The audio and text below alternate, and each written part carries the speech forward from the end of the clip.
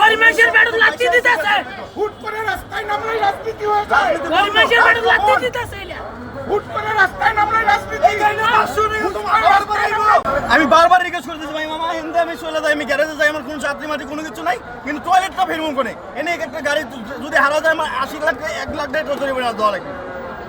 এই গাড়িটা থুয়ে আমি কোন জায়গা যাবো, কোন জায়গা বাথরুম, কোন জায়গায় এনে পেশাব করা যায়, এনে কোন জায়গা, এনে কোন জায়গা বলেন। সংজ্ঞাটা কি আগে যদি বলতে পারে আমরা ওনাদের সাথে একত্রতা ঘোষণা করব।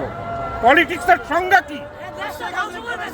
আমি রুগীর খাবার নিয়ে বসে আছি, এন্ডোজ করে বলছে যাবে, সেরা আটকায় দিছে। আটকালে বলতে হবে, আগে বলতে হবে যে আমরা কাল কাটবে। এই রোডম্যাপ দেওয়া হয়েছে, আপনাদের জানা উচিত যে আজকে রোডম্যাপ দেওয়া হয়েছে, এই রাস্তা ব্লক থাকবে না আসি আমরা।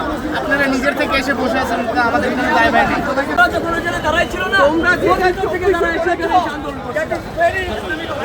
অনেক বড় একটা কাজ করেছো তোমরা, হ্যাঁ অনেক বড় কাজ করেছো, কিন্তু এখন যা যা